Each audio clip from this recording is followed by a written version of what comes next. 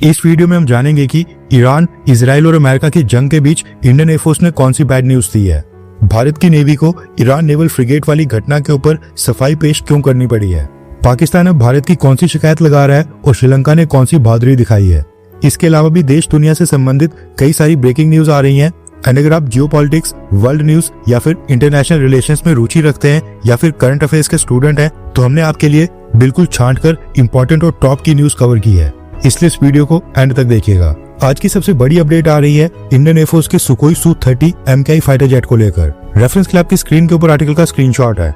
News निकल कर आ रही है कि पिछले कल देर शाम को इंडियन एयरफोर्स के Sukhoi Su-30 MKI fighter jet ने असम के जोरहाट एयरफोर्स स्टेशन से उड़ान भरी थी, लेकिन कुछ समय बाद इंडियन एयरफोर्स के रडार से इसका कॉन्टैक्ट टूट गया था। लास्ट कॉन्टैक्ट 7:42 के ऊपर हुआ था। इंडियन एयरफोर्स ने बताया है कि अब ये Sukhoi Su-30 MKI fighter jet missing है, यानी कि लापता है। फाइटर जेट की लोकेशन का पता लगाने के लिए search and rescue operation Indian air force ने स्टार्ट कर दिया है। वीडियो रिकॉर्ड करते समय तक ये अभी तक क्लियर नहीं हुआ है कि क्या ये फाइटर जेट किसी एक्सीडेंट का शिकार हुआ है, क्या इसके पायलट्स ने सेफली इजेक्ट कर दिया था या फिर नहीं।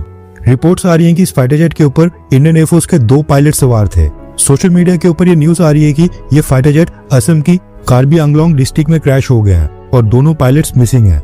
हालांकि अथॉरिटीज या फिर इंडियन एयरफोर्स की तरफ से अभी तक ऑफिशियल कंफर्मेशन यानी कि आधिकारिक पुष्टि नहीं आई है। जैसे कोई ऑफिशियल अपडेट आएगी, हम अगली वीडियो में इसको कवर करके आपको जानकारी दे देंगे।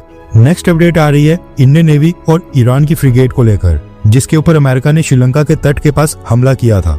श्रीलंका ने तो खैर पहले ही बता दिया था कि ईरान की आयरिस देना फ्रिगेट ने जो डिस्ट्रेस सिग्नल दिया था उसको श्रीलंका ने रिस्पॉन्ड किया था और सबसे पहले रेस्क्यू ऑपरेशन कंडक्ट किया था।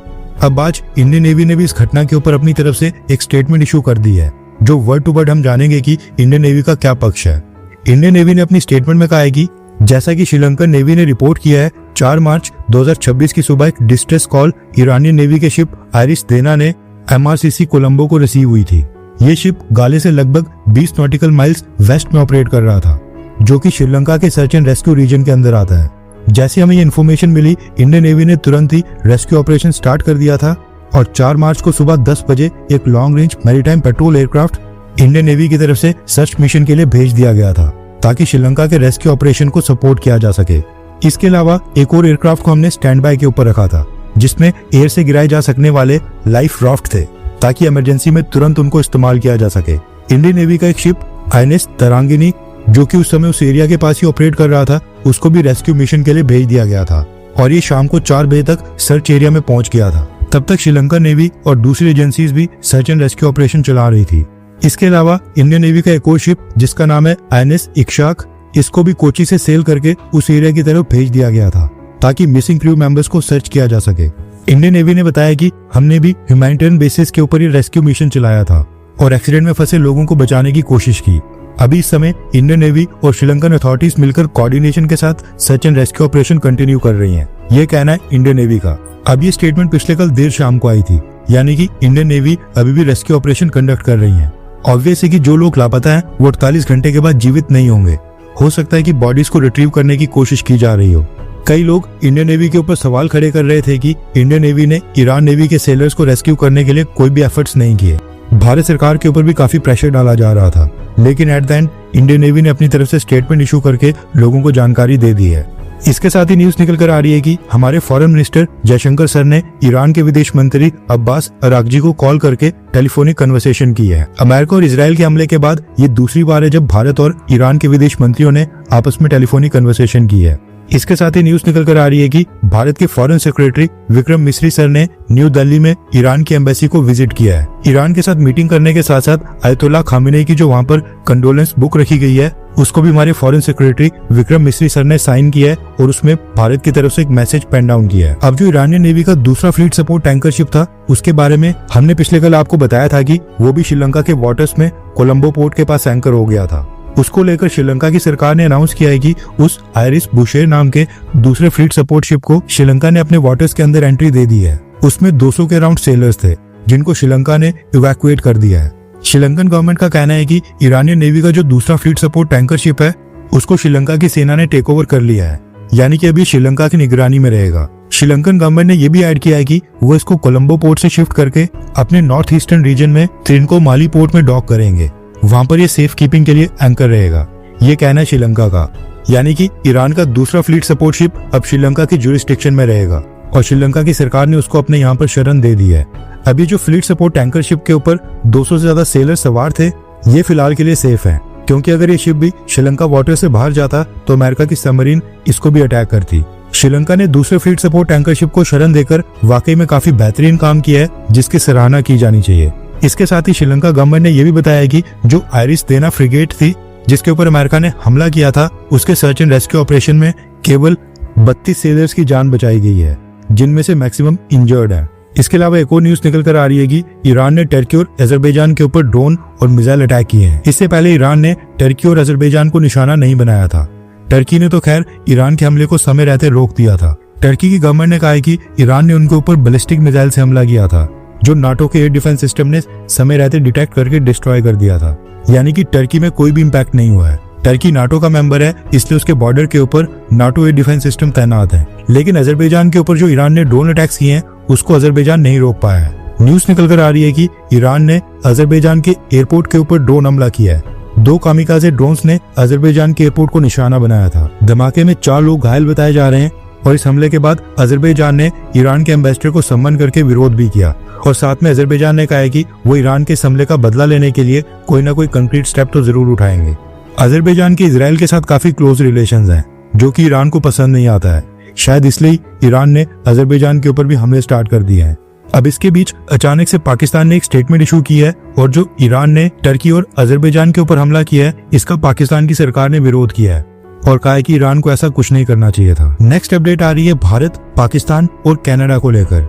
आपको याद होगा recently Canadian prime minister Mark Carney Bharat आए थे और दोनों देशों ने 10 साल के लिए $2.6 बिलियन का यूरेनियम सप्लाई एग्रीमेंट साइन किया था। अगले 10 सालों तक कनाडा भारत को यूरेनियम सप्लाई करता रहेगा, जिसका इस्तेमाल हम अपने न्यूक्लियर रिएक्टर्स में इलेक्ट्रिसिटी जनरेट करने के लिए करेंगे। इसी यूरेनियम की डील को लेकर अब पाकिस्तान की सरकार ने अपनी तरफ से विरोध जताया है और पूरी दुनिया के सामने गिड़गिड़ाते हुए कहा है कि भारत को रोका जाए। रेफरेंस क्लैब की स्क्रीन के ऊपर आर्टिकल का स्क्रीनशॉट है। पाकिस्तान के विदेश मंत्रालय के स्पोक्स पर्सन ताहिर अंद्राबी ने कहा है कि कनाडा और इंडिया के बीच जो long term uranium supply agreement sign हुआ है, जिसके अंदर एडवांस न्यूक्लियर रिएक्टर्स की टेक्नोलॉजी और स्मॉल मॉड्यूलर रिएक्टर्स के ऊपर कॉपरेशन की बात हो रही है, उसको लेकर पाकिस्तान को सीरियस कंसर्न है और पाकिस्तान इसका विरोध करता है। पाकिस्तान का मानना है कि ये अरेंजमेंट ग्लोबल लेवल के ऊपर जो सिविल न्यूक्लियर कॉपरेशन हो रही है, उसमें कंट्री स्पेसिफिक एक्सेप्शन क्रिएट करता है। भारत को एक तरह से छूट दी जा रही है, जिसकी वजह से ग्लोबल न्यूक्लियर रूल्स का बैलेंस डिस्टर्ब हो सकता है। पाकिस्तान ने अपनी स्टेटमेंट में एक पुराने रेफरेंस का उदाहरण देते हुए कहा कि साल 1974 में भारत ने जो न्यूक्लियर टेस्ट किया था, उसमें जो तब भारत ने प्लूटोनियम का इस्तेमाल किया था, वो भी एक ऐसे रिएक्टर से प्रोड्यूस किया गया था जो कनाडा ने पीसफुल पर्पस के लिए भारत को दिया था। यानी भारत ने तब भी गलत इस्तेमाल किया था। पाकिस्तान ने इसके आगे कहा कि भारत के उस न्यूक्लियर टेस्ट के बाद ही दुनिया भर में न्यूक्लियर टेक्नोलॉजी के एक्सपोर्ट को कंट्रोल करने के लिए न्यूक्लियर सप्लायर्स ग्रुप यानी कि NSG का फॉर्मेशन की गई थी, ताकि कोई भी देश न्यूक्लियर फ्यूल का इस्तेमाल किसी गलत पर्पस के लिए ना करे और न्यूक्लियर टेक्नोलॉजी केवल पीसफुल पर्पस के लिए इस्तेमाल की जाए। ऐसे में जिस देश की हरकतों की वजह से न्यूक्लियर टेक्नोलॉजी के लिए ग्लोबल एक्सपोर्ट कंट्रोल रेजिम बनाना पड़ा था, आज उसी कंट्री को न्यूक्लियर फ्यूल देने में प्रेफरेंशियल ट्रीटमेंट दी जा रही है और सिलेक्टिव अरेंजमेंट्स के थ्रू न्यूक्लियर कॉपरेशन अलो की जा रही है।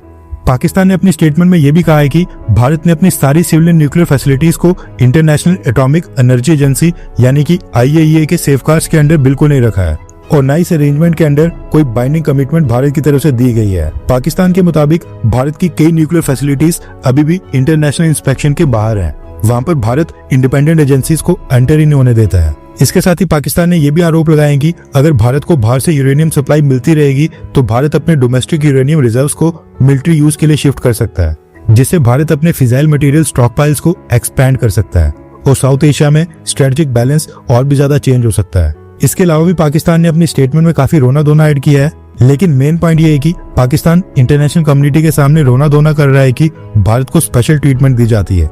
असली बात यह है कि भारत और पाकिस्तान दोनों ने न्यूक्लियर सप्लायर्स ग्रुप ज्वाइन नहीं किया है और दोनों देश ही non proliferation of nuclear weapons के सिग्नेटरी भी नहीं है। इसलिए भारत और पाकिस्तान को साल 2008 से पहले कोई भी देश न्यूक्लियर फ्यूल नहीं दिया करता था, लेकिन साल 2008 में भारत और अमेरिका ने दोनों देशों के आपस में न्यूक्लियर डील साइन करने के बाद न्यूक्लियर सप्लायर्स ग्रुप ने भी अपने रूल्स भारत के लिए बेंड किए थे और भारत को स्पेशल वेवर दे दिया था। उसके बाद से ही रशिया, फ्रांस, ऑस्ट्रेलिया और कनाडा एंड इसके साथ ही और कुछ देश हैं जो भारत को लीगल तरीके से यूरेनियम और न्यूक्लियर फ्यूल बेचा करते हैं। अब ये सेम वेवर जो भारत को साल 2008 में मिला था, ये वेवर पाकिस्तान को नहीं मिला था। इसलिए कोई भी देश पाकिस्तान को यूरेनियम नहीं देता है और पाकिस्तान डोमेस्टिक प्रोडक्शन के ऊपर ही डिपेंडेंट है, या तो चोरी छुपे चाइना उसको सप्लाई करता है। अब पाकिस्तान को जलन हो रही है कि भारत ने एक बार फिर से कनाडा के साथ यूरेनियम के लिए एक लॉन्ग टर्म की डील साइन कर ली है और भारत को न्यूक्लियर सप्लायर्स ग्रुप आज भी रियायत दे रहा है, जबकि पाकिस्तान को एनएसजी ग्रुप से कोई भी रियायत नहीं मिल रही है। अब जब भारत को यूरेनियम और न्यूक्लियर फ्यूल की कमी नहीं होगी तो अंदर ही अंदर भारत अपने मिलिट्री ग्रेड न्यूक्लियर वॉरियर्स की स्टॉक पाइल को और भी बढ़ा सकता है और यही पाकिस्तान का रोना है। हर 24 घंटे के अंदर जियोपॉलिटिक्स में बड़े फेरबदलाव और उलटफेर हो रहे हैं और भारत के लिए नए चैलेंजेस आ रहे हैं। कोई देश अपने फैसले से पलट रहा है तो कोई देश ब्लैकमेलिंग के ऊपर उतर आया है। सभी देश एक दूसरे को नीचे लगाने की कोशिश कर रहे हैं। इन सब के बीच हमारा भारत किसी भी देश से पीछे न रह जाए, इसके लिए मोदी सरकार लगातार कोशिशें कर रही है। एंड भारत की foreign policy, defence news, economy और ग्लोबल अफेयर्स का सही एनालिसिस हमारे चैनल इंडियन अफेयर्स का मिशन है और ये मिशन आपके सपोर्ट के बिना अधूरा है। इंडियन अफेयर्स हिंदी के ऊपर हम सभी फैक्ट्स और डेटा बिल्कुल सरल भाषा में एनालाइज करते हैं, बिना किसी एजेंडा के। अगर आप चाहते हैं कि इंडियन अफेयर्स का सही और ऑथेंटिक एनालिसिस आप तक लगातार पहुंचे तो इस वीडियो को लाइक करें और हमारे चैनल इंडियन अफेयर्स को सब्सक्राइब करके बेल नोटिफिकेशन ऑन करना मत भूलिए। आपका एक लाइक हमारे चैनल को ग्रो करने में काफी मदद करेगा और एक सब्सक्राइब ये सुनिश्चित करेगा कि आप किसी भी इंपॉर्टेंट अपडेट को मिस ना करें। अगर आपने हमारे चैनल को पहले से सब्सक्राइब किया है तो दिल से धन्यवाद। जय हिंद, वंदे मातरम।